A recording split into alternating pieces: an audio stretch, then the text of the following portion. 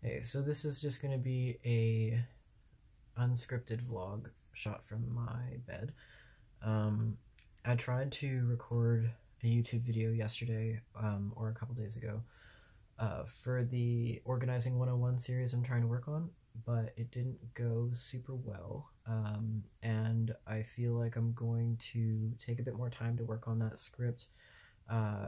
so that it's very kind of clear and concise and broken down into like small accessible pieces. So I'm gonna be taking probably a couple more weeks to work on that before I release it, because I do want it to be like a good resource when it actually comes out. So I just wanted to take some time to talk about kind of like something else in my life, of like why I haven't been like super active with like content creation recently, and just some things that are going on in my life pertaining to activism,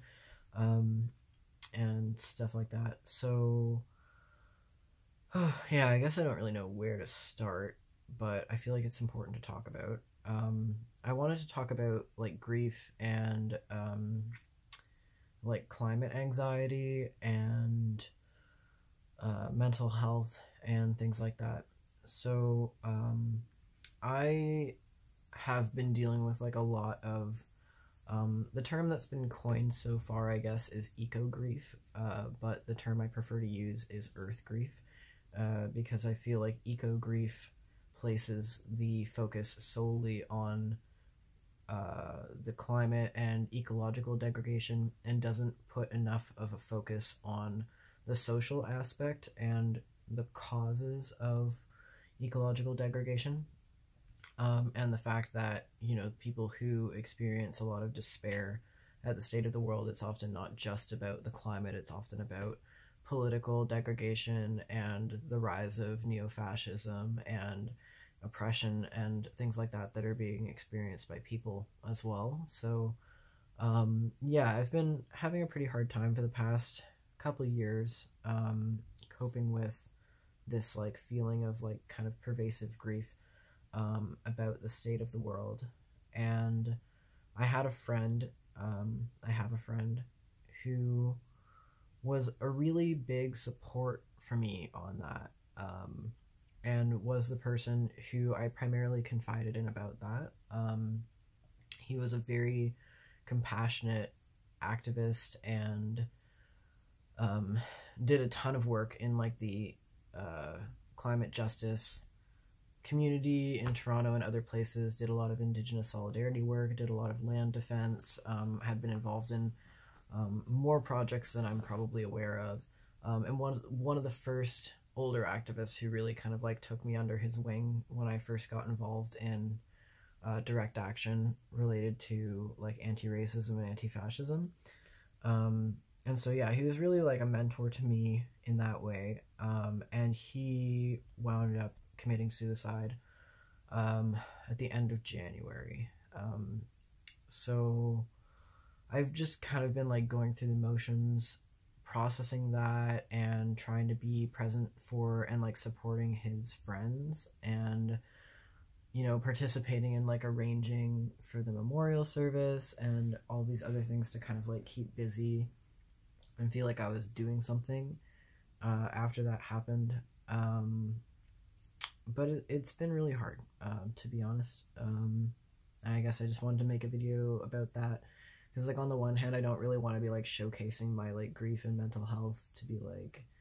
look at what a good person I am, I'm so sad. Like, I don't know, like I don't want to be like giving that vibe. But on the other hand, I feel like these kind of issues are like so pervasive in activist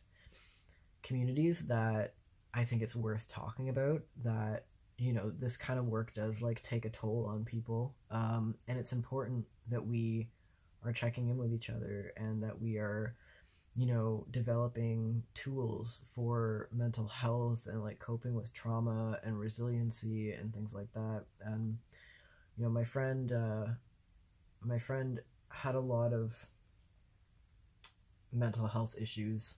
regardless of the climate situation. But I really strongly feel, based on previous conversations that we'd had leading up to his death, that the state of the world really did weigh on him in such a serious way that I think that it was a contributing factor in his decision to take his own life. And that's a really heavy thing to talk about. Yeah, I should probably put some content warnings at the beginning of this video now that I'm thinking about that, so I might put that in at the beginning. But yeah, so I don't really know what to say. I guess I've just been kind of like going through the motions, feeling kind of like lost and like just, I don't know, kind of like floating through life, I guess, because yeah, this like sense of like really pervasive like grief and despair is something that I've been feeling and like carrying with me like really heavily for a while. And Dave was primarily the person that I was talking to about that, and I really saw him as like a source of resiliency, or like an example of like resiliency, and someone who, you know, was really like emotionally like tapped into the earth and different movements and really felt emotionally the impact of what was happening, but still like found the strength to like always keep organizing and get up in the morning, and, you know, just really embodied the spirit of activism in all of his actions, like through what I saw. Like, he wasn't a perfect person, obviously. I don't want to like glorify him or say that he didn't make mistakes or that he didn't have issues, but I still really admired him as like an example of that kind of like strength to, you know, to feel grief and to continue organizing. And so his death has been a really, really hard thing for me to deal with, because I feel like a real lack of support and like resources now, and it kind of like has like shaken my faith a lot to, you know, continue reassuring myself that we can make it through this, I guess, which is, you know, not a very productive thought to entertain, and I'm, you know, trying to work through that. But yeah, so I don't want this video to just be like super dark and to make people worried about me, because that's not my intention with this. But I guess I just wanted to like let people know where I was at for the purpose of like opening up a conversation that, you know, we need to be having these conversations about the impact that climate change and social and political degradation are having on our mental health. And obviously that experience is going to be very different for people across different experiences, from different nationalities, people of color versus white people, indigenous people, people with disabilities, you know, people from different class backgrounds are going to have very different experiences with climate change and very different experiences with ecological degradation. And I feel like that has been another thing that I feel like I've been kind of like very heavily critical of myself, that I shouldn't be feeling what I'm feeling because I'm a white person living in the colonial center in Canada, that I'm like, well, I'm like so much less impacted by this than most other people. Like, I'm not nearly as impacted by this as Indigenous communities have been. I'm not nearly as impacted by this as people in the global south. But I think regardless of that, it's important for everyone to be making space for themselves to process grief and to process, you know, the difficult emotions that come with being involved in climate justice and other like social justice movements. Because, you know, we're all just human, and we're all, you know, children of the earth ultimately, and we're all attached to this ecosystem. You know, all this pain and grief and, you know, degradation that's happening, like, it flows through all of us. You know, we're all connected in that way. So I think that it's important as a movement, as different movements, as individuals and communities, that we're really making space to feel that and to acknowledge that and to process that, so that it's not this like overarching thing, that this kind of like public secret that I feel like so many people are feeling this really broad sense of despair but just not talking about it. I feel like we need to talk about it, and we need to create spaces to process that. I read an article in the CBC recently that apparently there is an actual like eco-grief processing group that started in Montreal, so that's exciting to me. I've emailed them and they've not returned my email, but yeah, I think that that's cool that there's an actual group getting started up to talk about it. I'm actually working on a project right now that I don't want to talk too much about because it's still like in the process of being made, and I don't want people to like, I don't want to have like more strangers on the internet like holding me accountable for this thing that might take me like over a year to actually do anything with. But I'm working on a research project about earth grief specifically, and I'm doing a lot of reading about grief processing in an interpersonal sense, as well as grief and mourning in activism communities and ecology and climate change and things like that. So I feel like the fact that I've also been kind of like bogged down in this research that I've been doing has, you know, started to have kind of a cumulative effect on my mental health, paired with the situation of my friend's suicide. So I'm kind of taking a break from that for now.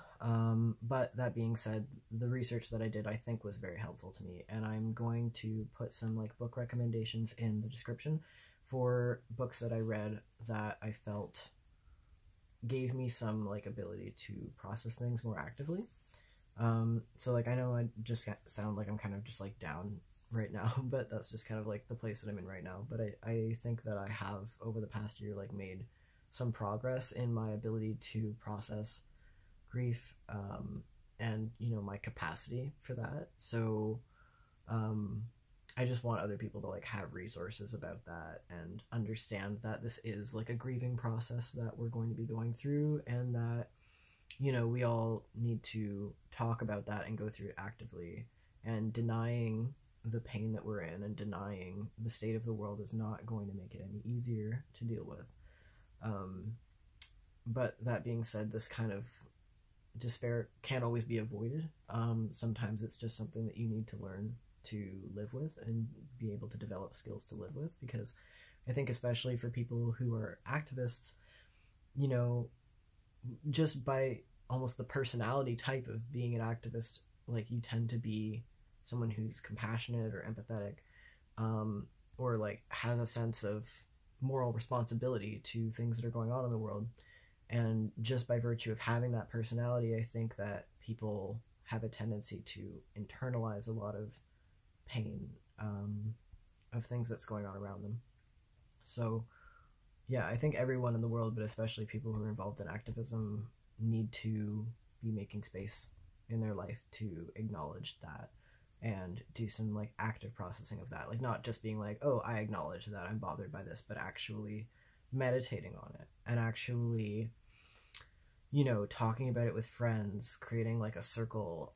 doing readings, doing like spiritual practices and rituals and things like that that are like active, physical, involved, and community-oriented things that you're doing to process grief. So I'm trying to create some resources for that right now in this project that I'm working on. But I'm also taking a break from that right now because I realize that you can't always be like staring into the abyss like all the time, because it tends to wear on you, and you need to have like a little bit of like humor and like fun and like other things in your life, while I still think that it's really important to focus on the despair of it and not, you know, I think that we all kind of on some level have an obligation to bear witness to the suffering of the world. And I think that especially people who are living in the colonial center in Canada and the US and